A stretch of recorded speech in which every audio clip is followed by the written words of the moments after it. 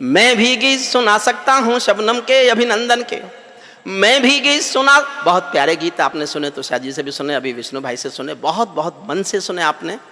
मेरा अपना धर्म देखिए, मैं भी गीत सुना सकता हूँ शबनम के अभिनंदन के, मैं भी ताज पहन सकता हूँ नंदनवन के चंदन के, लेकिन जब तक पगडंडी से संसद तक कोलाहल है, तब तक केवल गीत लिखूंगा जनगण मन के क्रंदन के, तब तक केवल गीत लिखूंगा। और उठाएं आकाश भर में आपके सामने, आपके दिलों तक पहुंचना चाहता हूं। तब तक केवल गीत लिखूंगा जनगण मन के क्रंदन के, जब पंछी के पंखों पर हो पहरे बम के गोली के, जब पिंजरे में कैद पड़े हो सुर कोयल की बोली के, जब धरती के दामन पर हो दाग लहू की होली के, कोई कैसे गीत सुना दे बिंदिया कुमकुम रोली के, कोई कैसे गीत सुना दे बिंदिया कुमकुम रोली के। मैं झोपड़ियों का चारण हूं, मैं एक किसान का बेटा हूं। किसान किसान के आंसू, आंसू की झोपड़ी, झोपड़ी की विसंगति, विसंगति की प्यास, विसंगति की टूटन, गाया मैंने जीवन भर और कुछ किया ही नहीं। और मैं एक किसान का बेटा हूं। जिस भी दिन कविता पढ़ता हूं सूर्यपाल जी, मैं ये बता देता हूं कि मैं किसान का बेटा हूं। और इसलिए बता देता हूं, एक बार मैं लाल किले में कविताएं सुना रहा था, चौधरी देवीलाल हरियाणा के मुख्यमंत्री थे, जिंदा थे, मेरी कविताएं सुनकर मंच पर आए, माइक लेके बोले अगला प्रधानमंत्री किसान का बेटा होना चाहिए। मैं उसी दिन से देश को बताता घूम रहा हूं कि मैं किसान का बेटा हूं। तब तक मुझे पता नहीं था कि चाय भी बेचनी चाहिए थी। सर्वेश, मुझे हास्य भी आता है, तेरे साथ बैठने का ये नुकसान है कि मैं हास्य भी सीख गया।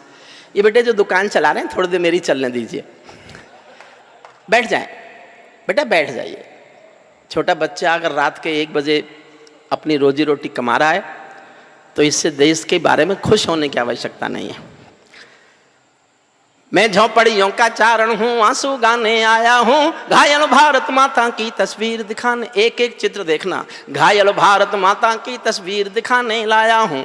कहाँ बनेंगे मंदिर मस्जिद, कहाँ बनेगी राजधानी, मंडलों और कमंडल पी गए सबकी आंखों का पानी। प्यार सिखाने वाले बसते मजहब के स्कूल गए, इस दुर्घटना में हम अपना देश बनाना भूल गए। कहीं बमों की गर्म हवा है और कहीं त्रिशूल जले, सोन चरैया सूली टंग गई, पंछी गाना भूल चले, आँख खुली तो पूरा भारत नाखूनों से त्रस्त मिला। जिसको जिम्मेदारी दी वो घर भरने में व्यस्त मिला, जिसको जिम्मेदारी दी वो। सल्यूट करता हूं आपको। मैं सोचता था कि आप थक गए होंगे, मुझे कई बार खत्म हुआ कब सम्मेलन दोबारा शुरू करना पड़ता है। जिनको जिम्मेदारी दी वो घर भरने में व्यस्त मिले, क्या ये ही सपना देखा था भगत सिंह की फांसी ने, जागो राजघाट के गांधी तुम्हें जगाने आया हूँ, घायल भारत माता की तस्वीर दिखाने लाया हूँ, घायल भारत माता की। 6 पंक्ति पढ़ता हूँ, चुप सुनना, और छठी पंक्ति आपके दिल में तीर की तरह जाके चुभ जाए तो उठाना आकाश भर तालियां। मैं भी देखना चाहता हूँ तालियों का कितना बड़ा उत्सव आप मना सकते हैं। दिल में चुभे आपके बात मेरी जाके तो। अंधकार में, हुजूर बैठ जाओ बेटा, किनकी तलाश में हो, वो नहीं आई आज।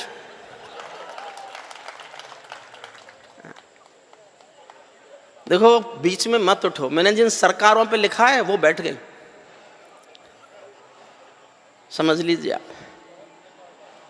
अंधकारों में समा गए जो तूफानों के बीच जले, छठी पंक्ति आपके दिल तक पहुंच जाए तो तालियां आकाश तक पहुंच जाए। अंधकारों में समा गए जो तूफानों के बीच जले, मंजिल उनको मिली कभी जो 4 कदम भी नहीं चले। क्रांति कथानक गौन पड़े हैं गुमनामी की बाहों में, गुंडे तस्कर तने खड़े हैं राजमहल की राहों में। यहाँ शहीदों की पावन गाथाओं को अपमान मिला, डाकू ने खादी पहनी तो संसद में सम्मान मिला, डाकू ने खादी पहनी तो, डाकू ने खादी पहनी तो संसद में सम्मान मिला।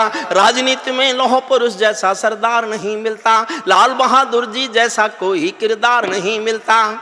और मैं 2 पंक्तियां पढ़ रहा हूं, मेरी कविता को मत हिम्मत से ताली बजाना, मेरे कहने के हौसले पर ताली चाहता हूं आपकी। आपके रामपुर में पढ़ रहा हूं और आपके सामने पढ़ रहा हूं, और सूर्यपाल जी आपको सुना के पढ़ रहा हूं।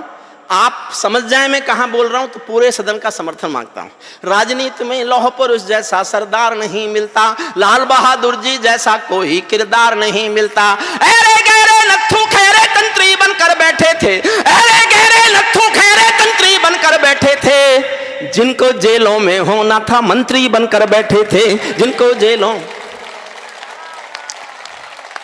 जिनको जेलों में होना है मंत्री बनकर बैठे थे, मैंने देशद्रोहियों का अभिनंदन होते देखा है। भगत सिंह का रंग बसंती चोला रोते देखा है। लोकतंत्र का मंदिर भी लाचार बनाकर डाल दिया, कोई मछली बिकने का बाजार बनाकर डाल दिया। अब जनता को संसद भी प्रपंच दिखाई देती है, नौटंकी करने वालों का मंच दिखाई देती है, नौटंकी करने वालों का मंच दिखाई देती है।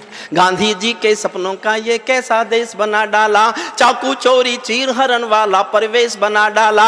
हर चौराहे से आती हैं आवाजें संतरासों की, पूरा मुल्क जरवाता है मंडी ताजा लाशों की। वे सिंहासन चला रहे हैं गांधी जी के नारों से, मदिरा की बदबू आती है संसद की दीवारों से, मदिरा की बदबू आती है संसद की दीवारों से। अखबारों में रोज खबर है चरमपंथ के हमलों की, छठी पंक्ति पर फिर जोश मांगता हूं। अखबारों, तो शायद ताली बजाओ, मैंने तुम्हारी उस कविता पर ताली बजाई जो मेरी समझ में नहीं आई। तुम भी उसको बजा। छत पर बैठी थी और जने नदी में डूब रही थी, जने क्या क्या हो रहा था पता काम ही नहीं है। इसको समझ में आ रहा है इसलिए नहीं बजा रही है। नहीं समझ में तो आपके भी नहीं आ रही सर्वेश, सही में नहीं आ रहा। पर आपके समझ में ये आ रहा है कि मैं जनता के समझ में आ रहा हूं, इसलिए तुम्हारे सामने कोई ऑप्शन नहीं है, आप सब ताली बजाओ। अब आप, सही बात है। अखबारों में रोज, छठी पंक्ति पर फिर चाहता हूं आपका जोश देखना। अखबारों में रोज खबर है चरमपंथ के हमलों की, आंगन की तुलसी दासी है नागफनी के गमलों की। हत्याओं की अपहरणों की स्वर्णमयी आजादी है, रोज गोडसे की गोली के आगे कोई गांधी है, रोज गोडसे की गोली के आगे कोई गांधी है। संसद के सीने पर खूनी दाग दिखाई देता है, पूरा भारत जलियांवाला बाग दिखाई देता है, पूरा भारत जलियांवाला बाग दिखा। बहुत अच्छा, वाह वाह। जब कोयल की डोली गिद्धों के घर में आ जाती है, शुद्ध राजनीति बोल रहा हूं मैं, थोड़ा इन कवियों से ज्यादा पढ़ा लिखा हूं। आप हंस रहे हैं? कानून के कोई लोग यहां बैठे होंगे, मैंने आज से 25 साल पहले एलएलडी कर ली थी, इसके बाद दुनिया में कोई पढ़ाई नहीं है जो मेरे पास 25 साल पहले डिग्री आ गई थी। जो मैंने डिग्री एलएलडी की तो सर्वेश ने मुझे फ़ोन किया, भाई साहब क्या किया? मैंने कहा एलएलडी कर ली। तो मुझसे बोला आप बीएड नहीं कर सकते थे? किया था। मैं उसी दिन समझ गया कि हासरस का कवि बनेगा। लेकिन मैंने एक बात सोची कि सर्वेश हमारा बहुत प्रज्ञा पुरुष है, स्माइल मैन है, कभी वो गलत तो सोच ही नहीं सकता। मैंने उसकी बात को गंभीरता से लिया, तो मैंने सोचा जब मुझे पढ़ाना ही था तो बीएड करके प्राइमरी में पढ़ाता या एलएलडी करके यूनिवर्सिटी पढ़ाया। पढ़ाना तो पढ़ाना, मास्टर जी तो मास्टर जी है। तो मुझे लगा कि सर्वेश हासरस का कवि भी बनेगा और अच्छा कवि बनेगा। अब बना के नहीं मुझे नहीं पता, लेकिन मैंने सोचा कि बनेगा। सुनिए मन से, मैं राजनीति पर बोल रहा हूं लेकिन कितनी समझदारी से बोल रहा हूं। जब कोयल की डोली गिद्धों के घर में आ जाती है, तो बगला भक्तों की टोली हंसों को खा जाती है। जब जब भी जय चंदों का अभिनंदन होने लगता है, तब तब सांपों के बंधन में चंदन रोने लगता है, तब तब सांपों के बंधन में चंदन। और इस कविता की सर्वाधिक संवेदनशील पंक्ति पढ़ता हूं। मैं नहीं जानता रामपुर के लोग समझेंगे कि नहीं समझेंगे। इस कविता की सर्वाधिक संवेदनशील पंक्ति पढ़ रहा हूं, सुनना। जब जब भी जय चंदों का अभिनंदन होने लगता है, तब तब सांपों के बंधन में चंदन रोने लगता है। जब फूलों को तितली भी हत्यारी लगने लगती है, तो माँ की अर्थी बेटों को भारी लगने लगती है, तो माँ की अर्थी बेटों को, तो माँ की अर्थी बेटों को भारी लगने लगती है। जब जुगनू के घर सूरज के घोड़े सोने लगते हैं, तो केवल चुल्लू भर पानी सागर होने लगते हैं। सिंहों को म्याऊं कह दे क्या ये ताकत बिल्ली में है, बिल्ली में क्या ताकत होती कायरता दिल्ली में है, बिल्ली में क्या ताकत होती कायरता दिल्ली में है। कहते हैं कि सच बोलो तो प्राण गंवाने पड़ते हैं, मैं भी सच्चा ही गा गा कर शीश कटाने आया हूँ। घायल भारत माता की तस्वीर दिखाने लाया हूँ, घायल अंतिम छंद सुनना इस कविता का। एक महाभारत में कथा आपने सुनी है। एक राजा होता था शिशुपाल, वो भगवान कृष्ण को गाली देता रहता था। जब देखो भगवान कृष्ण को गाली, जब देखो भगवान कृष्ण को गाली। लोग कृष्ण जी से पूछते थे आप इससे डरते हो क्या? ये तुम्हें गाली दिया बना बोलता नहीं है और तुम गाली सुन के चुप रह जाते हो। तो कृष्ण जवाब देते हैं कि ये मेरी बुआ जी का बेटा है, रिश्ते मेरा भाई लगता है। और एक दिन मेरी बुआ जी ने मुझे खाना खिलाते खिलाते मुझसे वचन ले लिया कि मेरे इस बदतमीज बेटे की 99 गालियां कृष्ण माफ कर देना। तो मैं वचनबद्ध हूं बुआ से, इसकी 99 गालियां माफ करूंगा, लेकिन जिस दिन 100वीं गाली देगा इसको सजा दूंगा।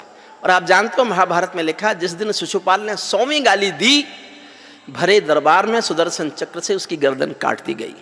मैं एक महत्वपूर्ण वाक्य बोल रहा हूं, मैं नहीं जानता आप समझोगे कि नहीं समझोगे। मैं भी हिंदुस्तान की राजनीति के अपराध गिन रहा हूं, अपराध गिन रहा हूं राजनीति के। अंतिम छंद पढ़ता हूं, अंतिम एक पंक्ति लिखने के लिए मैंने कविता लिखी, और ये मैंने इसलिए सुनाई, मेरी सबसे आसान कविता थी, आप तक पहुंच जाए। आप चाहेंगे तो मैं इसके बाद एक कविता सुनाऊंगा, फिर 2-3 और सुनाऊंगा, फिर 4-5 और सुनाऊंगा। मतलब मैं झूठ भी बोलता हूं कभी कभी।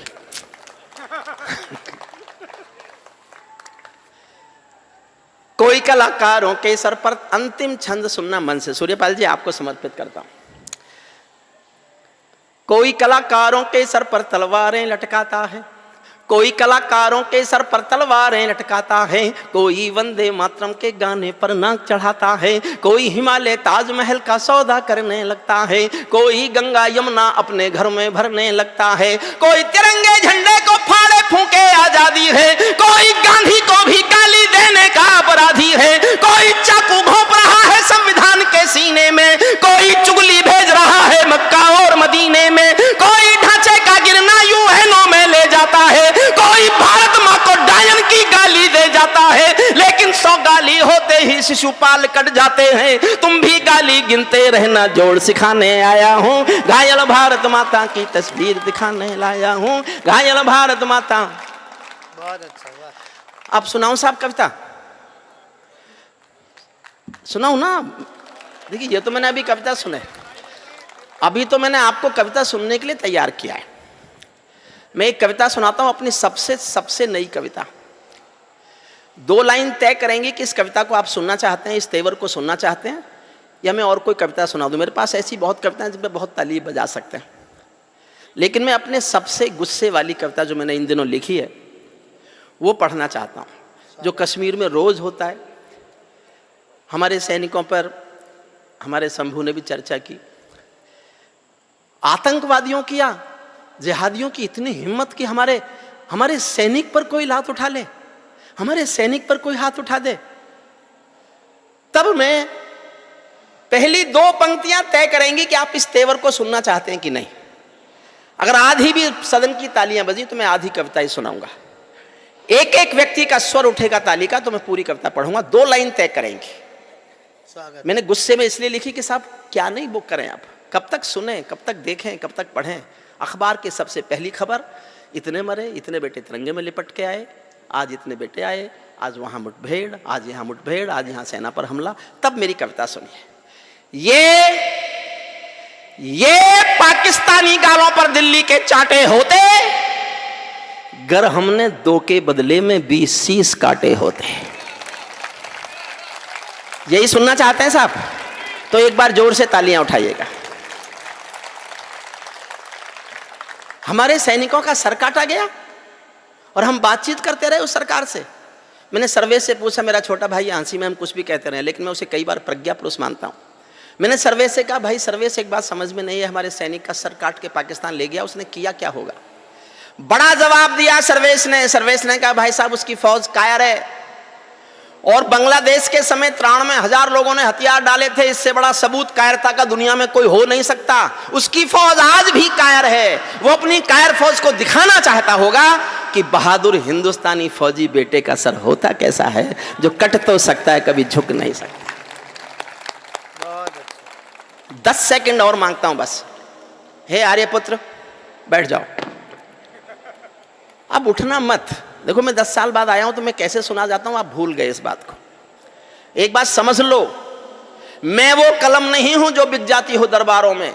मैं शब्दों की दीप शिखा हूं अंधियारे चौबारों में। मैं वाणी का राजदूत हूं, सच पर मरने वाला हूं, डाकू को डाकू कहने की हिम्मत करने वाला हूं, डाकू को डाकू कहने की हिम्मत करने वाला हूं। मेरी कलम वचन देती है अंधियारों से लड़ने की, राजमहल के राज मुकुट के आगे तनकर अड़ने की। उस कवि का मर जाना ही अच्छा है जो खुददार नहीं। देश जले मैं कुछ ना बोलूं, मैं ऐसा गद्दार नहीं।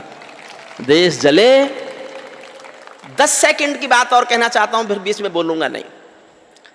एक पिंजरे में पालतू तोता था किसी के पास। भैया बैठ जाओ, बैठ जाओ यार, मैं जानता हूं मेरे बहाने तुम तुषा के फोटो खींचे जा रहे हो।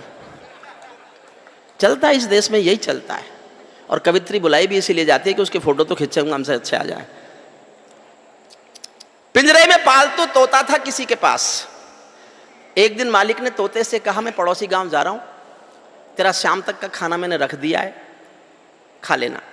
पिंजरे का तोता बोला, मालिक उस गांव में तो मेरे गुरु रहते हैं। मालिक बोला, तो क्या करूं? बोले, मेरी राम राम तो बोलोगे?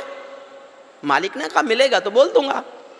मालिक पड़ोसी गांव गए, वहां जाके उन्होंने कहा कि भी मेरे पिंजरे के पालतू तोते ने कहा है कि यहाँ कोई उसका गुरु रहता है, कोई ऐसे यहाँ उसका गुरु है क्या? एक बूढ़ा तोता आया, उसने कहा, हाँ मैं उसका गुरु हूं। तो उसने कहा, मेरे पालतू तोते ने पिंजरे से तुझको राम राम भेजा है। बूढ़े तोते ने सुना और मर गया।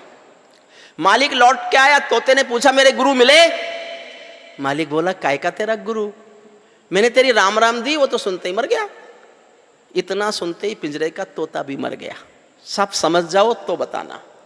जब पिंजरे का तोता भी मर गया, मालिक ने पिंजरा खोला तो तोते की आत्मा कहती चली गई कि मालिक तुम समझे नहीं, मेरे गुरु ने मेरे लिए संदेश भेज दिया कि जिसको आजाद होना है उसको मरना आना चाहिए। और ये कहानी मैंने इसलिए सुनाई, भारत 1947 में आजाद हुआ, लेकिन फिर कभी एक साथ मरने को तैयार नहीं हुआ।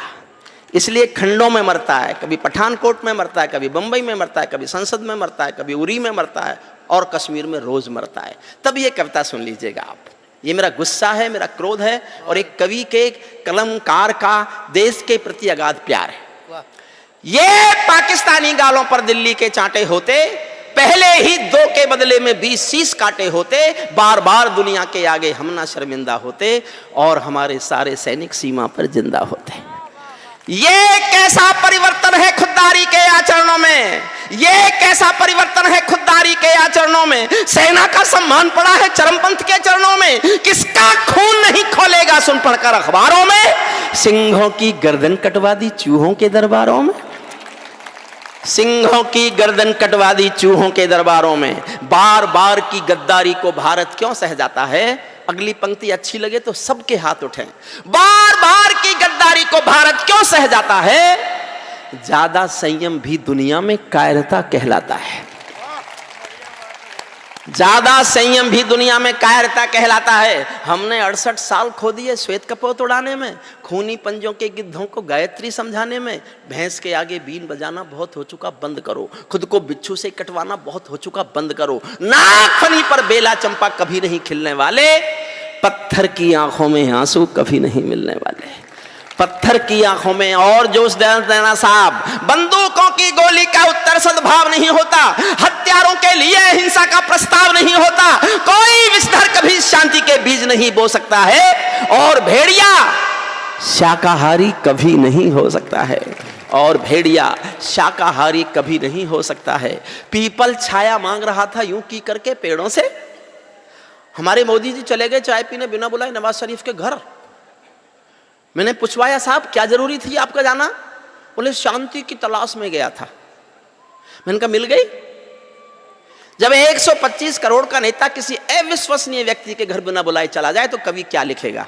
मेरी भावनाओं का समर्थन करो तो दिल से करना है। पीपल छाया मांग रहा था यूं की करके पेड़ों से, जैसे कोई शेर सुरक्षा मांग रहा हो भेड़ों से, जैसे कोई शेर सुरक्षा मांग रहा हो भेड़ों से, जैसे कोई मोती खोजे झीलों की गहराई में। 68 साल का भारत पाकिस्तान का इतिहास एक पंक्ति में सुनना। आपको लगे इस एक पंक्ति में 68 साल छिपे हैं तो मैं एक एक व्यक्ति की तालियां चाहता हूं। पीपल छाया मांग रहा था यूं की करके पेड़ों से, जैसे कोई शेर सुरक्षा मांग रहा हो भेड़ों से, जैसे कोई मोती खोजे झीलों की गहराई में। हम कस्तूरी खोज रहे हैं उल्लू की परछाई में, हम कस्तूरी खोज रहे हैं उल्लू की परछाई में। जब सिंहों की राजसभा में गीदड़ गाने लगते हैं तो हाथी के मुंह के गन्ने चूहे खाने लगते हैं। रावलपिंडी वालों को सपने में काल दिखाओ तो एक बिलावल साहब है उधर, उनका एक बयान आया, मुझे पूरा कश्मीर चाहिए, पूरा इंच इंच। हमारे नेता गुस्सा हो गए, कभी गुस्सा हो गए, मैं नहीं हुआ। मैंने कहा ठीक कह रहा है, उसको पूरा चाहिए। पहले पूरा लेंगे, फिर पूरा देंगे तो तभी जब ले लेंगे। पहले हम पूरा ले लें, फिर उसका बाप हमसे ले ले। लेकिन मैंने खबर भेजी रामपुर वालों आपकी तरफ से, आपका स्वाभिमान बोलता हो तो समर्थन करना। मैंने खबर भेजी बिलावल तुझे पूरा कश्मीर चाहिए, पूरा कश्मीर। ये हिंदुस्तान है, हिंदुस्तान में उत्तर प्रदेश भी है, उत्तर प्रदेश में रामपुर भी है। यहां के लोग रेल में खिड़की के पास वाली अपनी सीट भी किसी को नहीं देते, कश्मीर दे देंगे। रावलपिंडी वालों को सपने में काल दिखाओ तो, भारत माता की आंखों के डोरे लाल दिखाओ तो, दिल्ली वालों ठोकर मारो दुनिया के हथकंडों पर। इजराइल से जीना सीखो अपने ही भुजदंडों पर, इजराइल से जीना सीखो अपने ही भुजदंडों पर। भारत माता का बंटवारा है जिनकी अभिलाषा में, वे समझेंगे अर्जुन के गांडीव धर्म की भाषा में। 4 पंक्ति पढ़ता हूं मैं। 39 साल एक यूनिवर्सिटी में कानून का प्रोफेसर रहा हूं। 39 साल मैंने ये भाषा कभी नहीं बोली जो मैं आज बोल रहा हूं। रामपुर वासियों में आपके आगे बोलने की हिम्मत कर रहा हूं। आपने समर्थन किया तो मैं देश के प्रधानमंत्री के सामने ये भाषा बोलने की हिम्मत करना चाहता हूं, और आपका समर्थन मिलेगा तो मैं करूंगा, क्योंकि मैं बहुत जब मुझे जो कहना होता है मैं दुनिया में किसी से नहीं डरता। मैंने बहुत दुखी होकर 4 लाइन लिखी है। कब तक तिरंगे में लिपटी लाशें देखें, कब तक रोएं, तब आपको लगे 4 पंक्ति मैंने ठीक लिखी है और मुझे हिंदुस्तान के प्रधान के सामने गाना चाहिए, तो मैं सदन का इतना जोर का समर्थन चाहता हूं ताकि मेरी हिम्मत बढ़ जाए कि मुझे आगे बोलना चाहिए। भारत माता का बंटवारा है जिनकी अभिलाषा में, वे समझेंगे अर्जुन के गांडीव धर्म की भाषा में। फूल मन के कभी नहीं खिलते कायर पर पार्टी में, नेहरू जी के श्वेत कबूतर मरे पड़े हैं घाटी में। दिल्ली वालों अपने मन को बुद्ध करो या कुद्ध करो, काश्मीर को दान करो या गद्दारों से युद्ध करो, काश्मीर को दान करो, काश्मीर को दान करो या गद्दारों से युद्ध करो। जेल भरे क्यों बैठे हैं हम आदमखोर दरिंदों से, आजादी का दिल घायल है जिनके गोरख धंधों से। घाटी में आतंकवाद के कारक बने हुए हैं जो, बच्चों की मुस्कानों के संहारक बने हुए हैं जो, उन जहरीले नागों को भी दूध पिलाती है दिल्ली, मेहमानों जैसी बिरयानी चिकन खिलाती है दिल्ली, मेहमानों जैसी बिरयानी चिकन खिलाती है दिल्ली। जिनके कारण पूरी घाटी जली दुल्हन सी लगती है, जिनके कारण पूरी घाटी जली दुल्हन सी लगती है, पूनम वाली रात चांदनी चंद्र ग्रहण सी लगती है, जिनके कारण मां की बिंदी दाग दिखाई देती है, वैष्णो देवी मां के घर में आग दिखाई देती है। उनके पैरों बेड़ी जकड़े जाने में देरी क्यों है, उनके फन पर एड़ी रगड़े जाने में देरी क्यों है, उनके फन पर एड़ी रगड़े जाने में देरी क्यों है। कश्मीर में एक विदेशी देश दिखाई देता है। जब मैंने ये लाइनें लिखी मैं खुद रोया। मुझे नहीं पता आप कैसे सुनेंगे। मंच बहुत मौन हो गया, अरे डूबा हुआ था। ऐसे मौन हो गए भाई, इतने मौन भी मत हो। नहीं, हम लोग बाकायदे चित्रलिखित से आपकी कविता में डूब गए। एक बार ताली बजा करके हम। नहीं, ताली आप मत बजवाओ तो मैं बजवा लूंगा, आप तो सिर्फ ताली बजाओ। चलिए, आप उनसे मत बजवाओ, ठीक, वो समझते हैं आपके कहने में चलेंगे। आप ही बजवा लो। तो मैं बजवा लूंगा, आप चिंता मत करो, आप बजाओ बस, क्योंकि आपके लिए मैंने बजाई। हमारे यहाँ अदला बदला होता है बस, और कुछ नहीं। अदला बदला होता है। स्वागत। कश्मीर में एक विदेशी देश दिखाई देता है। साहब मैं सच बोल रहा हूं, मैं जब मैंने ये लाइनें लिखी थी मैं रोया था। कश्मीर में एक विदेशी देश दिखाई देता है, संविधान को ठुकराता प्रवेश दिखाई देता है। वे घाटी में भारत के झंडों को रोज जलाते हैं, सेना पर हमला करते हैं, खूनी फाग मनाते हैं। हम दिल्ली की खामोशी पर शर्मिंदा रह जाते हैं, भारत मुर्दाबाद बोलकर वे जिंदा रह जाते हैं। भारत मुर्दाबाद बोलकर वे जिंदा रह जाते हैं। और सूर्यपाल जी, आपकी पार्टी ने सर्जिकल स्ट्राइक का फैसला अपना आप नहीं किया, मैंने गुस्सा किया था तब किया। मैं हंसी में नहीं कह रहा आपसे, मैंने 2 लाइन ऐसी लिखी थी जिसके बाद कोई रास्ता नहीं था। आप कल्पना भी नहीं कर सकते मेरा गुस्सा किस सीमा तक था। 17 सितंबर को उरी में 17 सैनिक मरे पड़े थे, 17 सैनिक मरे पड़े थे। मैं हाथरस में एक कवि सम्मेलन में था, किसी ने कहा पवार जी अब आप कुछ नहीं बोलेंगे क्या? दूसरी तरफ से आवाज आई, अब ये कुछ नहीं बोलेगा, अब ये मोदी का चमचा हो गया है। हरिओम पवार, दुनिया में कुछ भी हो सकता है, किसी भी ताकत का चमचा नहीं हो सकता, हो ही नहीं सकता। मैंने अपना गुस्सा दिखाया, और आपको लगे कि कवि को ये गुस्सा दिखाने का हक था, तो मेरे गुस्से पर मोहर लगा देना, मेरे इस गुस्से को स्वीकार कर लेना। मैंने बाद में सोचा कि मेरा गुस्सा कुछ ज्यादा था, लेकिन मुझे लगा कि ठीक था। उसके बाद सर्जिकल स्ट्राइक का फैसला हुआ। भारत मुर्दाबाद बोलकर वे जिंदा रह जाते हैं, हम दिल्ली की खामोशी पर शर्मिंदा रह जाते हैं। शायद तुम भी सत्ता मद के अहंकार में बैठे हो, क्या 17 मंत्री मरने के इंतजार में बैठे हो? सेना पर पत्थरबाजों को कोई इतना बतला दो।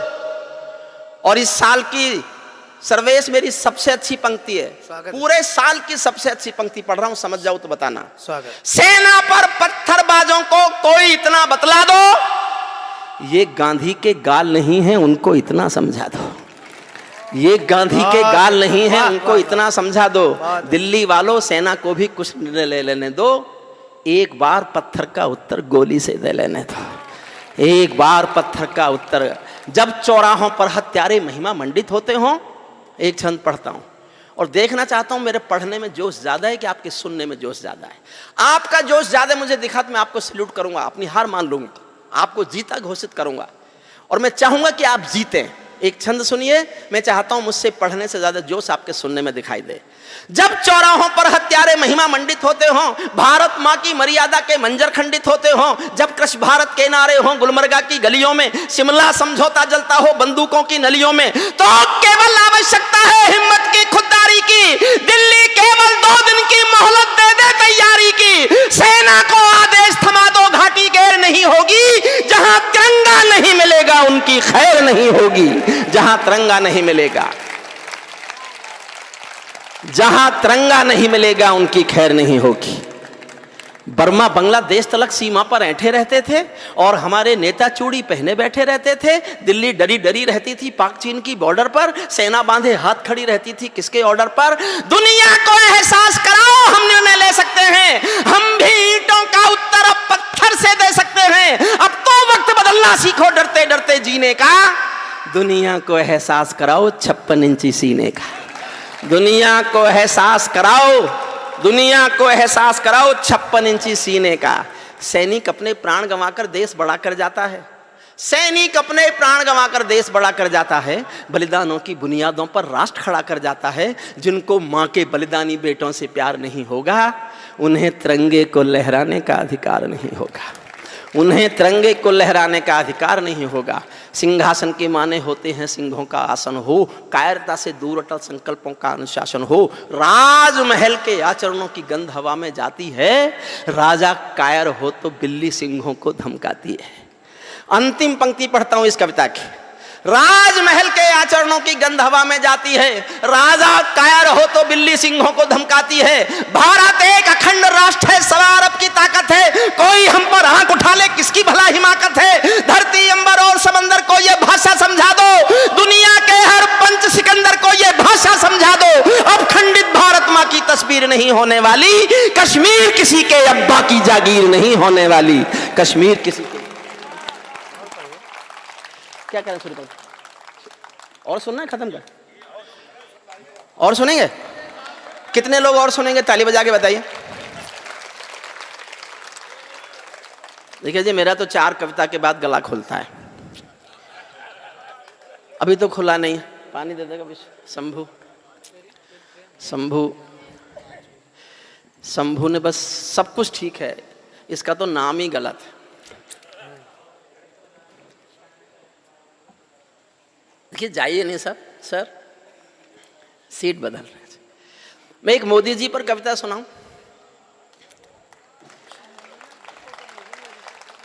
देखिए जैसा हमारे और मित्र भाइयों ने भी कहा, सर्वेश ने भी कहा, तालियां कविता का मापदंड नहीं है। तालियों से कविता कोई बड़ी नहीं होती, लेकिन आप जैसे पढ़े लिखे सुधी लोग हमें रोज नहीं मिलते। हम तो राजस्थान में पशु मेलों में भी जाते हैं। हंसने की बात नहीं है, अजमेर के पास एक जगह है पुष्कर जी, वहां तो गधों का लगता है। कई लोग तो मुझे वहीं मिले कवियों में। तो सर्वेश मुझे धन्यवाद दो। नहीं नहीं, मैं भी वहीं मिला था। मैंने आपका नाम नहीं लिया। नहीं नहीं, मैं भी वहीं मिला था। आप दूसरे काउंटर पे थे, मैं दूसरे काउंटर पे था। तो मैंने इसका नाम तो नहीं लिया ना। अरे हम अगर ये चुप रहता तो आप समझते मैं हंसी में बोल रहा हूँ। लेकिन बता दिया कि था तो वहीं।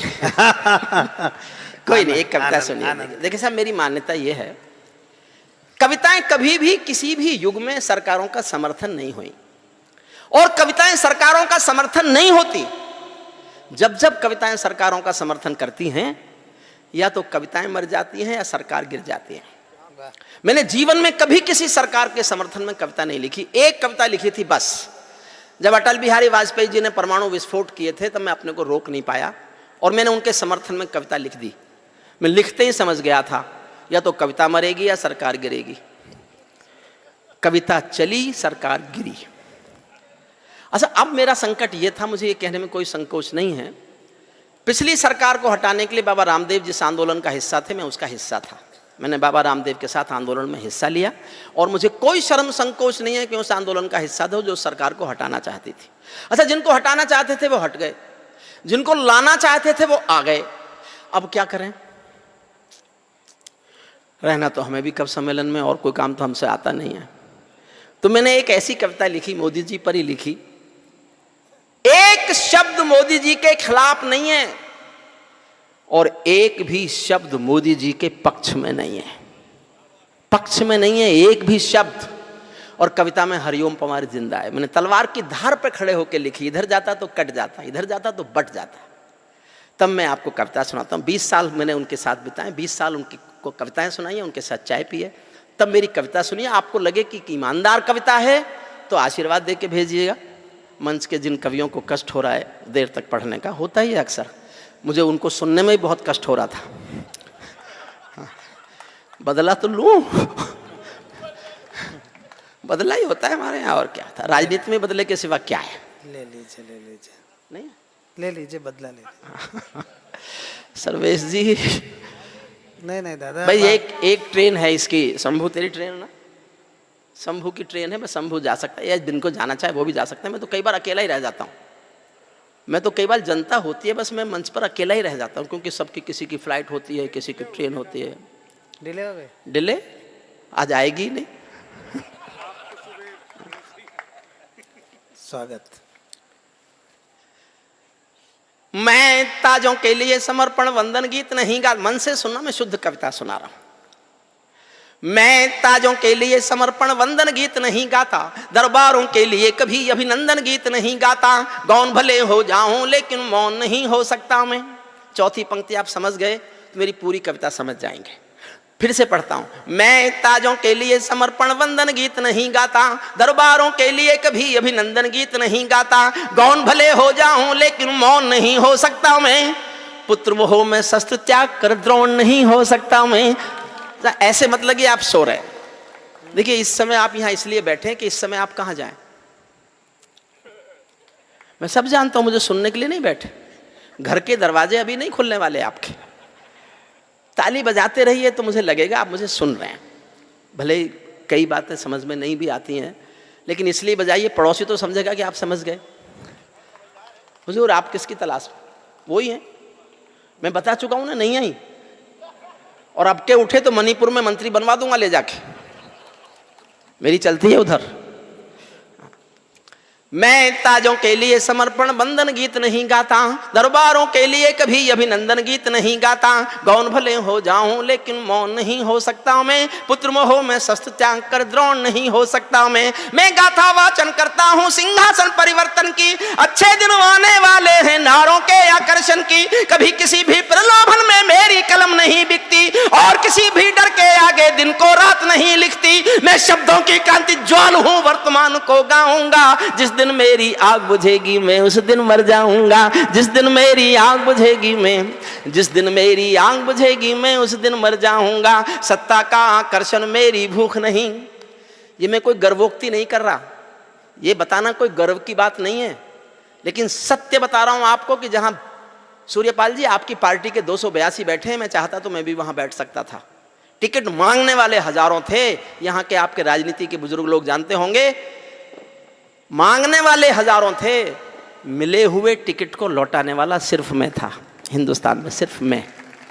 और इसलिए था कि मैं जानता हूं, मैं जिस दिन कलम उठाई थी उस दिन तय कर लिया था कि मैं जब तक कवि रहूंगा सत्ता का हिस्सा कभी नहीं बनूंगा।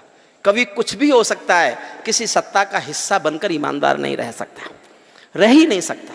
मेरी ईमानदारी की कविता सुनिए, मन से सुनिए। सत्ता, हुजूर दोनों प्लीज बैठिए, हुजूर दोनों से अनुरोध है मेरा, बैठ जाए, दोनों बैठ जाएं। ये कोई पार्लियामेंट नहीं है जिसका मन करेगा उठ के चला जाएगा, ये तो संसद में होता है। जिसका मन करे उठ के चले जाओ, जिसका मन करे बोलने लगो। वहां सब बोलते हैं और कोई भी नहीं सुनता, उसे संसद कहते हैं। ये तो अदब की महफिल है साहब। आपने इतने प्यार से, इतने मन से रात के इस समय तक आप बैठे हैं, अपना समय काला कर रहे हैं, तो कविता के पास कुछ तो होगा। ऐसा नहीं है कविता का संस्कार मर नहीं गया। मीडिया ने बहुत कोशिश की, पता नहीं क्या क्या ले आए, लाफ्टर चैलेंज, कॉमेडी सर्कस, क्या क्या लाए, क्या क्या लाए। मुझसे पूछते लोग, साहब वो क्या है? मैंने कहा वो सब 31 दिसंबर को शराब के नशे में डूबे हुए डिस्को हैं, लेकिन कविता नव संवत्सर की शाश्वत धारा है जो लोगों के दिलों में बसी हुई है, जो कभी खत्म नहीं हो सकती। अगर गीत जिंदा है तो हिंदुस्तान की कविता का कवि सम्मेलन का संस्कार जिंदा है। जिस दिन गीत खत्म होगा उस दिन सब कुछ खत्म होगा। सुनिएगा मन से।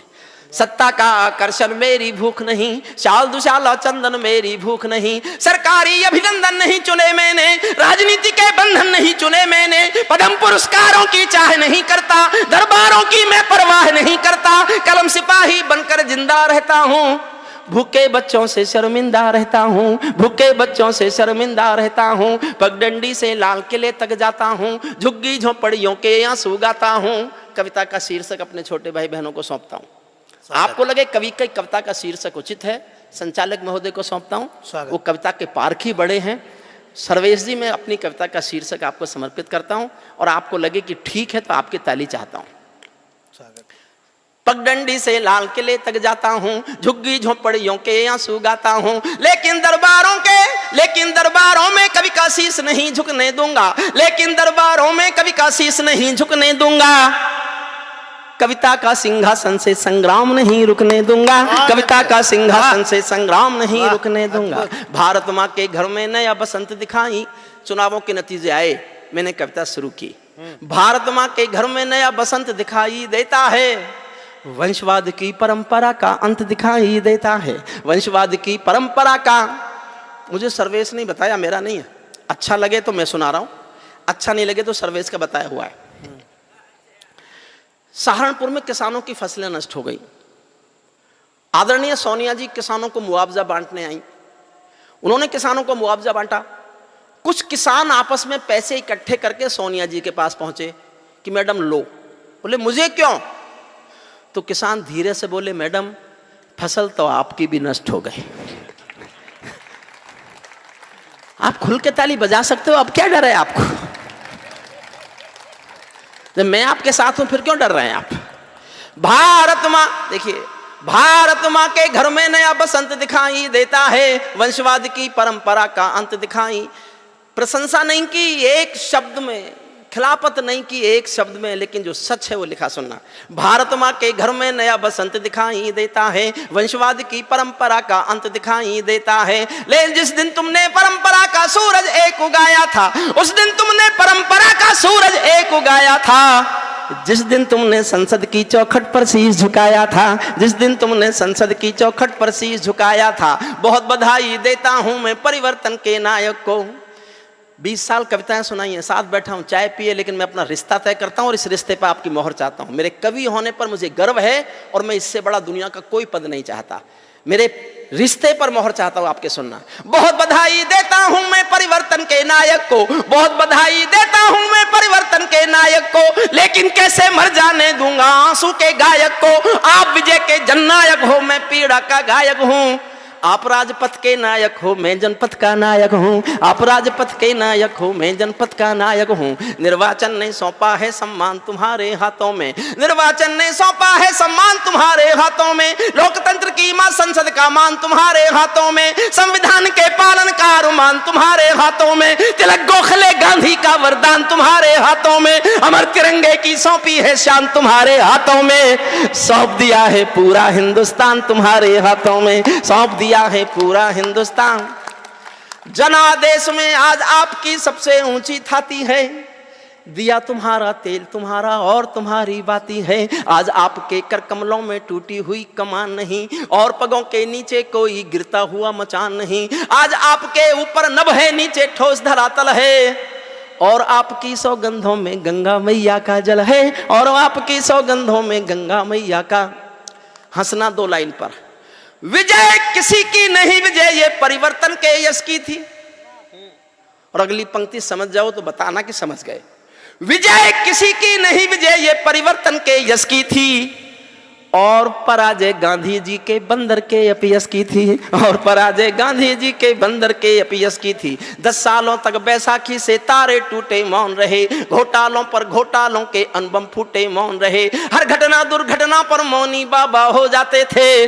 हनुमान चालीसा सीने पर रखकर सो जाते थे, हनुमान चालीसा सीने पर रखकर सो जाते थे। जिस ईमानदार के घर में कौल दलाली पलती हो उस दब्बू ईमानदार के पाप नहीं छिपने दूंगा। कविता का सिंहासन से संग्राम नहीं रुकने दूंगा, कविता का सिंहासन से संग्राम। दूसरा छंद सुनना।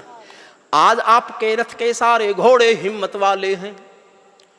कुछ साधु ज्यादा ही हिम्मत वाले हैं, कुछ भी बोल देते। आज आपके रथ के सारे घोड़े हिम्मत वाले हैं, गायत्री के गंगा माँ के गैया के रखवाले हैं।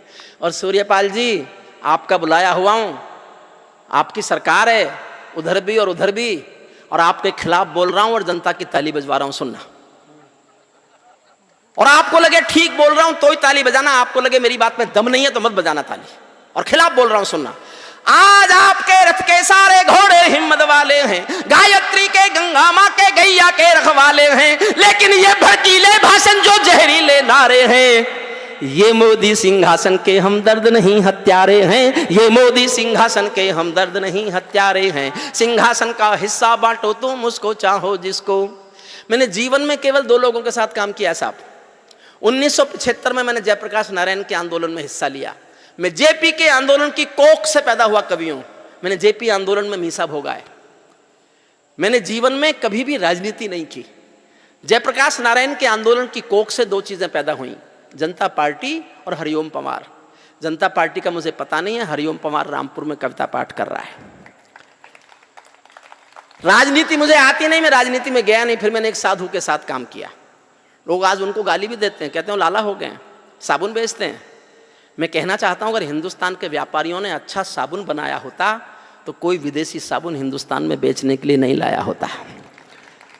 स्वदेशी के नारे बहुत लगे। उस आदमी के साथ मैं आज भी काम करता हूं, मैंने काम किया है और मैं उनके पक्ष में बोलता हूं। देखना चाहता हूं कितने लोग मेरा साथ देते हैं।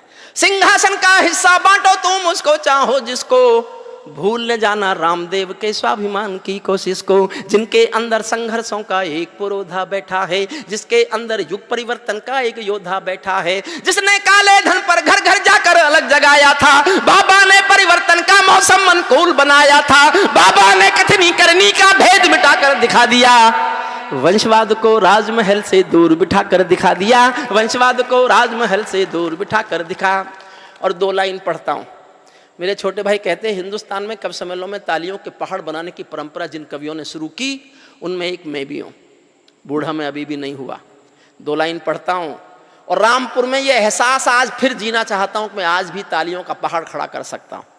अनुरोध है आपसे, आपके दिल में लहर सी उठे कि मुझे आपको एहसास कराना है कि मैं आज भी तालियों का पहाड़ खड़ा कर सकता हूँ, तो मेरी 2 पंक्तियों पे खड़ा कर देना, मैं जीवन भर याद रखूंगा। रामपुर का ये प्यार सुनिएगा। बाबा ने कथनी करनी का भेद मिटाकर दिखा दिया। वंशवाद को राजमहल से दूर बिठाकर दिखा दिया। स्वामी जी ने पतंजलि को पुनः जिलाकर दिखा दिया। पेट हिलाने वाले ने सरकार हिलाकर दिखा दिया। पेट हिलाने वाले ने सरकार हिलाकर दिखा दिया। जब जब कोई शहंशाह भी टकरा गया फकीरों से, जब जब कोई शहंशाह भी टकरा गया फकीरों से, शिकवा करता हुआ मिला है अपनी भाग्य लकीरों से। जब चाणक्य शिखा खुलती है नंदवंश कट जाता है। मैं चंद्र बरदाई कुल का धर्म नहीं बिकने दूंगा। कविता का सिंहासन से संग्राम नहीं रुकने दूंगा। कविता का सिंहासन से। मेरा तेवर बोलता है 3रे छंद में, हमने कई व्यथा भोगी हैं जनादेश नाकामी की। मुझ पर कोई फर्क नहीं पड़ता कौन सरकार है, मैं सिर्फ ईमानदारी और कलम की ताकत जीना चाहता हूं। हमने कई व्यथा भोगी हैं जनादेश नाकामी की, ये परिवर्तन चढ़ना जाए भेंट कहीं बदनामी की, जिंदा कौमें कभी झूठ की जय जय। वैसे तो मैं आपको हंसाना चाहूं तो मैं यही कह सकता हूं, दुनिया में आपने हमेशा देखा होगा नोट बांट बांट के वोट, नोट बांट बांट के वोट, लोगों ने बांट बांट के वोट लिए। पहला मर्द आया जिसने नोट छीन छीन के वोट लिए। ऐसे मेरे 25 याद हैं सर्वेश, उनमें 12 तुम्हारे। अब तुमने किसके उठाई ये मुझे पता नहीं। नहीं, मैं उठाता नहीं किसी के, गिराते हो। हमने कई व्यथा भोगी हैं, बस मेरा हौसला बढ़ाए रखिए साहब। आपकी सुस्ती और तालियों में कमी कवि का हौसला तोड़ते। मैं फिर कहता हूं कि मैं प्रतिक्रिया मुझे मिलती रहेगी तो मैं अपनी बात हिम्मत से कह पाऊंगा। थोड़ी सी कविता और है, 2 छंद और हैं, 2 स्वागत। हमने कई व्यथा भोगी हैं जनादेश नाकामी की, ये परिवर्तन चढ़ना जाए भेंट कहीं बदनामी की, जिंदा कौमें कभी झूठ की जय जयकार नहीं करती, भीगी पल के सिंहासन वालों को प्यार नहीं करती, झोपड़ियों की पीड़ा को जो भी दरबार नहीं सुनता, उसका भाषण लाल किला भी बारंबार नहीं सुनता, उसका भाषण लाल किला भी बारंबार नहीं सुनता। इस सवाल का उत्तर क्या है मैं किसको समझाऊं क्या, मेरी समझ नहीं आया तो जनता को बतलाऊं क्या, सत्ताधीशों के अधरों पर पहरा क्यों हो जाता है, कभी कभी सिंहासन गूंगा बहरा क्यों हो जाता है, कभी कभी आपका हौसला इनवाइट करता हूं, आमंत्रण देता हूं आपके हौसले को सुनना, कभी कभी सिंहासन गूंगा बहरा क्यों हो जाता है, सत्ताधीशों के अधरों पर पहरा क्यों हो जाता है। मैं चारण हूं चौराहों पर आंख लाल कर पूछूंगा, मैं चारण हूं चौराहों पर आंख लाल कर पूछूंगा, सिंहासन के गिरेबान में हाथ डालकर पूछूंगा, जो भूखों के लिए किए हो काम बता दो मोदी जी, काले धन के गद्दारों के नाम बता दो मोदी जी, काले धन के गद्दारों के नाम बता दो मोदी जी। मेरी चीखें संसद की दीवारों से टकराएंगी, मैं जनता की मांगों की आवाज नहीं घुटने दूंगा, कविता का सिंहासन से संग्राम नहीं रुकने दूंगा। अंतिम छंद सुनना कविता का जिसके लिए मैंने लिखी। क्या बात, बहुत हो गया, अंतिम छंद सुन लीजिए। ये सौगंध, मैं इन दिनों बहुत दवाइयां खाता हूं तो थोड़ी खुश्की है।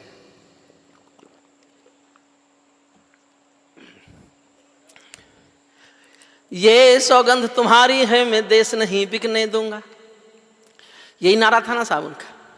ये सौगंध तुम्हारी है मैं देश नहीं बिकने दूंगा, देश नहीं मिटने दूंगा मैं देश नहीं झुकने दूंगा, है मेरा विश्वास कभी सौगंध नहीं तोड़ोगे तुम, भारत माँ की सेवा का अनुबंध नहीं छोड़ोगे तुम, ऐसा कुछ कर जाओ पूरा देश देखता रह जाए, देश नहीं भूमंडल का परिवेश देखता रह जाए, ऐसा कुछ कर जाओ पूरा देश देखता।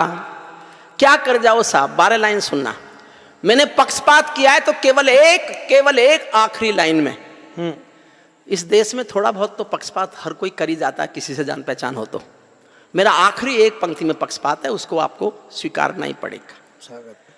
बेटा बैठो बेटा प्लीज, है हुजूर। अरे बैठ जाओ बैठ जाओ। बैठ गया। ये सौगंध तुम्हारी है मैं देश नहीं बिकने दूंगा, देश नहीं बिकने दूंगा मैं देश नहीं झुकने दूंगा, है मेरा विश्वास कभी सौगंध नहीं तोड़ोगे तुम, भारत माँ की सेवा का अनुबंध नहीं छोड़ोगे तुम, ऐसा कुछ कर जाओ पूरा देश देखता रह जाए, देश नहीं भूमंडल का प्रवेश देख। क्या कर जाओ साहब, 12 लाइन है, एक एक लाइन में एक एक मांग है जनता की ओर से। कोई भी सरकार मेरी ये मांग पूरी कर दे, मैं हिमालय चला जाऊं, लिखना ही छोड़ दूं, कभी होना बंद कर दूं उसी दिन। एक एक लाइन में एक एक मांग रखता हूं और देखना चाहता हूं आप कितना समर्थन करते हैं। पहली मांग, ऐसा कुछ कर जाओ पूरा देश देखता रह जाए, देश नहीं भूमंडल का प्रवेश देखता रह जाए, संसद को गुंडों से दागी चेहरों से खाली कर दो। पहली मांग। नहीं चाहते तो इतनी तालियों से होगी क्या? ज्यादा तालियों से होती है। संसद को गुंडों से दागी चेहरों से खाली कर दो, भूखे मरते हुए किसानों के घर खुशहाली भर दो, भूखे मरते हुए, सल्यूट आपको, आप जागे अब आप आके, भूखे मरते हुए किसानों। तीसरी मांग सुनना सूर्यपाल जी, आपको समर्पित करता हूं। कश्मीर में भारत मां की जयकारों के स्वर दे दो। वाह वाह, और चौथी पंक्ति पर उठे तालियां। कश्मीर में भारत मां की जयकारों के स्वर दे दो, लाल चौक पर भारत मां की जयकारों के स्वर दे दो, हर कश्मीरी विस्थापित पंडित को उसका घर दे दो, हर विस्थापित कश्मीरी पंडित को उसका घर दे दो। खेलों को नेताओं से पूंजीपतियों से मुक्त करो। कब तक शरद पवार क्रिकेट खेलेगा? खेलों को नेताओं से पूंजीपतियों से मुक्त करो, माँ बहनों बेटी का जीना स्वाभिमान से युक्त करो। झोपड़ियों को मत सिखलाओ तौर तरीका जीने का, झोपड़ियों को मत सिखलाओ तौर तरीका जीने का, उन्हें मैसर कर दो केवल अच्छा पानी पीने का, उन्हें मैसर कर दो केवल अच्छा पानी पीने का। नंगे बदन लिए फिरते हैं ख्वाहिश एक लंगोटी की, खाली पेट लिए बैठे हैं उम्मीदें दो रोटी की, कहीं भूख से कोई बच्चा मर ना जाए याद रहे, 10 करोड़ भूखी पीढ़ी की याद तुम्हें फरियाद रहे। तुम चाहो तो भारत के घर घर को देवाले दे दो, तुम चाहो तो भारत के घर घर को देवाले दे दो, लेकिन सबसे पहले झोंपड़ियों को शौचालय दे दो, लेकिन सबसे पहले झोंपड़ियों को शौचालय दे दो। ऐसा कुछ कर जाओ पूरा देश देखता रह जाए, देश नहीं भूमंडल का परवेश देख। अंतिम पंक्तियां सुनना साहब, और आखिरी पंक्ति पर समाप्त करते हैं। सर्विस भाई आएंगे, आपको धन्यवाद देंगे, या केपी सिंह साहब आएंगे, या आईपी सिंह साहब आएंगे, कोई भी आएंगे, धन्यवाद देंगे। इसके बाद खत्म करेंगे ना सर इसके बाद? जी। ऐसा अंतिम पंक्तियां, ऐसा कुछ कर जाओ पूरा देश देखता रह जाए, देश नहीं भूमंडल का परवेश देखता रह जाए। ऐसा लगे कि सबका साथ तुम्हारे दिल की इच्छा है। अगर तुम ये सिद्ध कर दो कि सबका साथ सबका विकास ही योगी जी का लक्ष्य है, मोदी जी का लक्ष्य है, तो 19 भी तुम्हारा और 24 भी तुम्हारा। ऐसा लगे कि सबका साथ तुम्हारे दिल की इच्छा है, सामाजिक सद्भाव तुम्हारी सबसे बड़ी परीक्षा है, सामाजिक सद्भाव तुम्हारी सबसे बड़ी परीक्षा है। ऐसा लगे कि गुजराती बेटा गांधी का सपना है। अंतिम पंक्तियां बहुत मन से सुनना साहब, ले जाना मेरी भावनाएं ले जाना। ऐसा लगे कि गुजराती बेटा गांधी का सपना है, ऐसा लगे कि भारत का सरपंच हमारा अपना है, ऐसा लगे कि 1.25 अरब की आबादी का दमखम हो, ऐसा लगे कि भारत की सब तहजीबों का संगम हो, ऐसा लगे कि देशद्रोहियों को तुमने ललकार दिया, ऐसा लगे कि भारत मां का हर दुश्मन धिक्कार दिया, ऐसा लगे कि काले धन का पूरा खेल हिल गया है, ऐसा लगे कि दिल्ली को सरदार पटेल मिल गया है, ऐसा लगे कि दिल्ली को सरदार पटेल। मस्ती की बात होती है साहब, और मस्ती के कवि हमारे अरुण भाई बैठे हैं। एक हास्य कविता का मेरे लिए बोला था, कई हमारे पुलिस मित्र भी आए हुए हैं यहाँ पर। मैं तो अभी परसों परले दिन कनाट प्लेस गया सर, वहां एक तोते वाला तोते बेच रहा था। मेरे को एक तोता खरीदना था। मैंने उससे कहा, मैंने कहा तोता कितने का है? बोला ये 10,000 का। मैंने कहा इसमें क्या खास बात है? कह रहा बहुत विशेष है, ये तोतों की महफिल जितनी भी है ना, उनका हेड कांस्टेबल है, बहुत अच्छा काम करता भाई साहब, कोई गलत काम नहीं, सारे खड़े हैं, ये 10,000 का ले जाओ। और मैंने कहा ये? बोला ये 20,000 का है। मैंने कहा इसमें क्या खास बात है? तो बोलो तोतों का सब इंस्पेक्टर है ये, कोई आज तक नहीं, जितने भी पूरे मोहल्ले के अंदर बहुत बढ़िया काम, कोई लड़ाई नहीं, कोई झगड़ा नहीं, थाने का पूरा सब बढ़िया काम करता है। मैंने कहा ये तीसरा? बोला ये तीसरा 2 लाख का है। मैंने कहा इसमें क्या खास बात है? बोला खाली रोब दिखाता है ये, इनका SHO है। ताली थोड़ी बजाइए और हाथ खड़े करके बजा दियो साहब, ये है मस्ती की बात। और हमारी बहन जी बैठी है पीछे सुन रही है, मैं प्रणाम करता हूं, वरना कवि सम्मेलन में तो बाबूजी अभी कुछ दिन पहले की बात बता रहा हूं, एक महिला 15 मिनट से गुस्से में घूर रही मेरे को, आई होगी घर में कलेश करके, मेरे को क्या लेना देना। मैंने बाद में पूछ लिया, मैंने कहा बहन जी मुझसे कोई गलती हो गई क्या? बोली नहीं, तेरी शिकल मेरी सास से मिलती है। कुछ नहीं पता लुगाई किसको कहां निपटा दे। हंसराज जी सुनो, एक कविता दिल्ली पुलिस सब टीवी वाह क्या बात पर जो पढ़ सुनाई थी मैंने, मनीष भाई सुनिएगा, उसके बाद एक छोटी सी कविता सुना के अपने विराम लूंगा। क्या उसी थाने में तबादला हो गया मेरा भी जिसमें पत्नी सिपाही थी, उसी थाने में तबादला हो गया मेरा भी जिसमें पत्नी सिपाही थी, अब घर हो या दफ्तर दोनों जगह लुगाई थी। भाई ताली बजाओगे तो सुनाऊंगा, क्योंकि ये कविता सबने सुनी हुई होगी। कि उसी थाने में तबादला हो गया जिसमें पत्नी सिपाही थी, अब घर हो या दफ्तर दोनों जगह लुगाई थी। सारा दिन दहशत में काटता था, इधर पत्नी चीखती उधर इंस्पेक्टर डांटता था। वैसे तो ये तबादला मेरी तरक्की थी, पर हफ्ते में 2 बार बेइज्जती होनी पक्की थी। क्योंकि अभी पिछले ही दिनों लाठी चार्ज के दौरान उसने ऐसे जुल्म कर दिए, भाई साहब पब्लिक की आड़ में 2 लठ मेरे दर्द दिए। मैं बोला देखती नहीं पति परमेश्वर हूं। बोली घर चल के उतारूंगी आरती, अभी तो ड्यूटी पर हूं। जीवन अब मेरे लिए सजाया याफ्ता है। उसके हाथ में डंडा देखकर भाई साहब आज भी दिल कांपता है। और एक दिन की बात पैदा हो गए ऐसे हालात, इधर इंस्पेक्टर इधर पत्नी, दोनों ने एक साथ आवाज लगाई मेरे को, मेरी तो समझ में ही नहीं आई पहले किसकी सुनूं, कहां जाऊं, नौकरी संभालूं या इज्जत बचाऊं। वो तो शुक्र है इंस्पेक्टर साहब भी शादीशुदा थे, उन्हें गृहस्थी के सारे अनुभव पता थे। बोले यार हमारा क्या है, हम तो आज यहां, कल दूसरा थाना है, तुझे तो शाम को ही घर जाना है। बहुत बढ़िया है भाई, और सारा जीवन इसी के साथ बिताना है। जब पहले पत्नी से पूछ क्या बात है, अबे रो मत यार मेरे घर में भी यही हालात हैं। और तोर कमिश्नर तक का यही हाल है, होंगे बाहर अफसर, घर में भला किसकी मजाल है। और अब तो डर डर के खोखला हस्बैंड हो गया हूं, नौकरी जरूर करता हूं पर ऐसा लगता है कि सस्पेंड हो गया हूं। और एक दिन की बात, पैदा हो गए ऐसे हालात। अगले दिन था वैलेंटाइन, 2 ड्यूटी थी कंबाइन। अगले दिन था वैलेंटाइन, ड्यूटी थी कंबाइन। मैंने तो वैसे ही पूछ लिया, कहो तो चले आज कॉफी शॉप में। बोली बंद करवा दूंगी छेड़खानी के आरोप में। ये घर नहीं है थाना है, यहां पत्नी वाला रिश्ता नहीं चलेगा, यहां तो ऊपर की कमाई में भी हिस्सा आधा बटेगा। और सच्चाई तो ये है दोस्तों कि मैं हवलदार होकर भी मुलजिम की तरह लाचार था, मेरी वर्दी पर लगा हर स्टार बेकार था। और वो सिपाही होकर भी थानेदार थी, बिना स्टार के भी सुपरस्टार थी। लेकिन ना कोई शिकवा ना कोई गिला, क्योंकि बहादुरी का इनाम डिपार्टमेंट की तरफ से मेरे को मिला।